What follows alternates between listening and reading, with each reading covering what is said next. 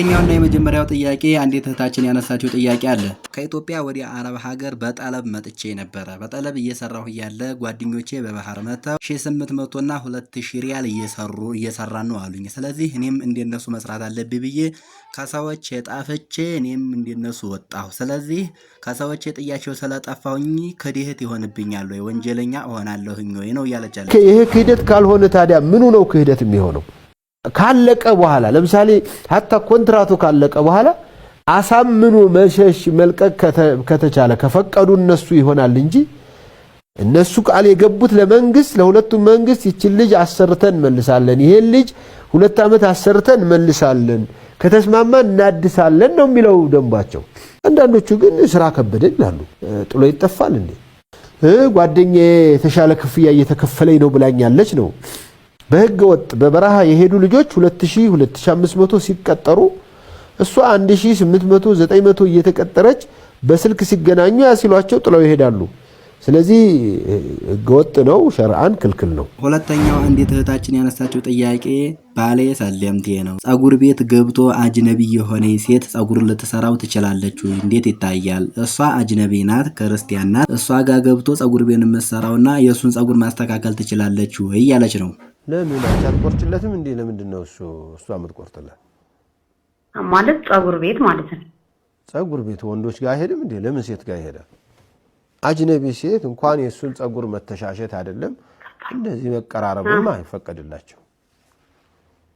እኔ ብዙ ጊዜ እለዋለሁ፣ ግን ያው የሚቻል መስሎኝ ነው ልጠይቁት። ኧረ አይቻልም። ኧረ እሱ ያውቃል። 2 ቀን መስጂድ ቢገባ አንዱ ሐዲስ ይነግረዋል ይሄን። ሶስተኛው ጥያቄ አሁንም ደግሞ አንዲት እህታችን እኔ ባለትዳር ነበርኩኝ። ስለዚህ እኔ ባለትዳር ነኝና ባሌን የሆነች ልጅ የኔ ጓደኛ እንደምታወራውና እንደሚጀናጀኑ አውቃለሁኝ። እየኖሩ ስጠይቀው ለምንድን ነው የምታወራው ስለው በእህትነትን ማወራት አለኝ። እየቆዩ ፍቅራቸው እየገፋ ሲመጣ እሷ ጓደኛዬ እኔን ሁለተኛ ሚስት ያርገኝ ፈቀጅለት አለችኝ። እኔም አልፈቅድም አልኳት። ከዛ እሱን ደግሞ እኔን ካልፈቀድሽልኝ አላገባትም አለኝ። እኔ እሷን መታገባ ከሆነ እኔን ፈተህ ነው አልኩት። ይሄ እንዴት ይታያል ነው? እንድትፋጂ ትዳርሽን ለሷ ብለሽ እንድትለቂ አልመክረም። እኔ ልጅ ብትሆኚ እህቴ ብትሆኚ እንደ ሙስሊም አባት መመክረሽ ትዳርሽን ጠንክረሽ ያዢ። እሷ አገባለሁ ካለ መብቱ ነው። አላህ Subhanahu Wa Ta'ala የፈቀደለት ነው።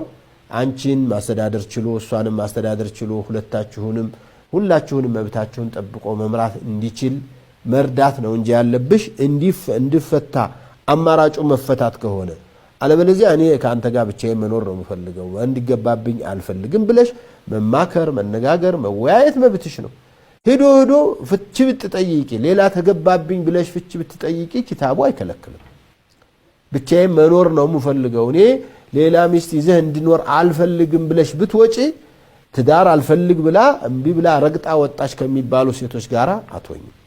ለምን ብቻዋን መኖር መብቷ ነው። አንድ ሴት ልጅ ሰውየው ማግባት መብቱ ነው ሲባል እሷንስ እምቢ ካለች ምንድነው የሚሆነው?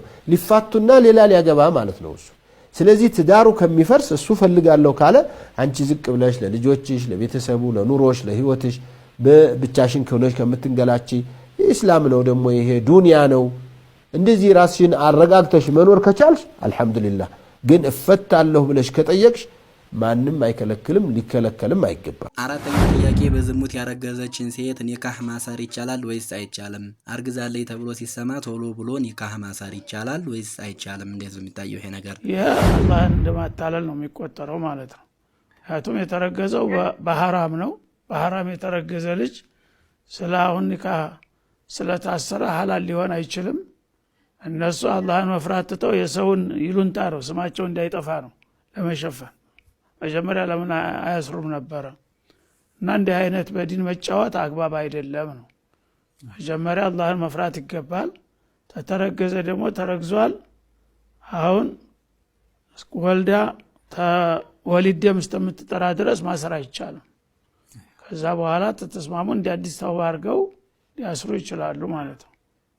በዚሁ በዝሙት ላይ ያሉ ሳይወለድና ሳትነጻ በፊት በዛው ላይ ኒካህ የሚያስሩ አሉ። ኒካህ እንዴት ነው? ሸሪዓ ነው እኮ ኒካህ የሚያስሩ አሉ። ሰዎች እኮ ወንጀለኞች ብዙ ወንጀል ይሰራሉ። ገሌ ወንጀል ሰራና ሐላል ሆነ አይባልም። እነሱ ወይ አላዋቂዎች ናቸው ወይም ደግሞ እያወቁ የሚያወናብዱም ሊኖሩ ይችላሉ ተታለው ማለት ነው። ስለዚህ በትክክል በኒካህ ያልተጸነሰ ልጅ። አምስተኛው ጥያቄ ሎተሪ እንዴት ይታያል? ሎተሪ መሸጥ እንዴት ይታያል? ይፈቀዳል ወይስ አይፈቀድም ይሄ ነገር? ሎተሪ ወለድ ነው ብለዋል ዑለማዎች። አይሆንም ብለዋል። ወለድ ነው፣ ወለድ አለው። ምን አልከኝ? መሸጡም መግዛቱም በእሱ ላይ ለእሱ ላይ የእሱ አዟሪ መሆንም ከእሱ ጋር ባለው ትብብር ማድረግም አይሆንም፣ አይፈቀድም። አዎ። ስድስተኛው ጥያቄ ደም መለገስ እንዲሁም ኩላሊት መለገስ ለዘመድ ወይም ለሌላ ሰው ደምም ሆነ ኩላሊት መለገስ እንዴት ነው የሚታየው ይሄ ነገር በሸሪዓ? ኩላሊት መለገስ፣ ደም መስጠት እና ሌሎችም ለሌላ ሰው ማዳን ምክንያት የሆኑ ነገሮችን መስጠት የተቀደሰ ስራ ነው። ለዘመድም ሆነ ለዘመድም ባይሆን ለዘመድ በበለጠ ጊዜ አጅሩ ሲላ አጅሩል ሰደቃ አለው። ለዘመድ ባልሆነበት ጊዜ ሰደቃ አለው ራሱ። ስለዚህ ኩላሊትን በመስጠት የሚገኘው ፋኢዳ አንድን ህይወት ያዳነ የሰው ዘርን በሙሉ እንዳዳነ ይቆጠራል አይደል ያለው አላህ ሱብሓነሁ ወተዓላ። አንድን ህይወት ያጠፋ የሰው ዘርን እንዳጠፋ ይቆጠራል ብሎ ህይወትም የዘራ ሰው ለመዳን ምክንያት የሆነ ሰው የሰው ዘርን ሙሉ እንዳዳነ ይቆጠራል ይላል አላህ። ኩላሊት ሰጥተህ ማዳን ይሄን ያህል ነው። እንዲያውም ገንዘብ ሰጥቶ እህል ሰጥቶ የሚበላ የሚጠጣ የሚለበስ ሰጥቶ ከማዳን የበለጠ ነው ይሄ። ለምን? ከአካል ተቆርጦ እኮ ነው የሚሰጠው። ባይሆን ሸርጥ አለው። ሸርጡ ምንድን ነው? የመጀመሪያ ኩላሊት የሚሰጠው ሰውዬ ምንም አይነት ጉዳት እንደማይደርስበት ከታማኝ ዶክተሮች፣ በዚህ በሙስና በምናምን የሚሰሩ አይደሉም፣ ለሙያቸው ያደሩ ዶክተሮች ምንም እንከን የለበትም አይደርስበትም፣ ምንም ጉዳት የለብህም ብለው ማረጋገጥ ከቻሉ። ሁለተኛው የሚሰጠው ሰው የመዳን ተስፋ አለው የሚል ካለ የመዳን እድሉ ይህን ያህል ፐርሰንት ነው ብለው ተስፋ ከሰጡ። ሶስተኛ ሽያጭ ካለለበት፣ አካልን ቆርጦ መሸጥ ክልክል ነው። ሽያጭ ከሆነ ከፍተኛ አደጋ ነው።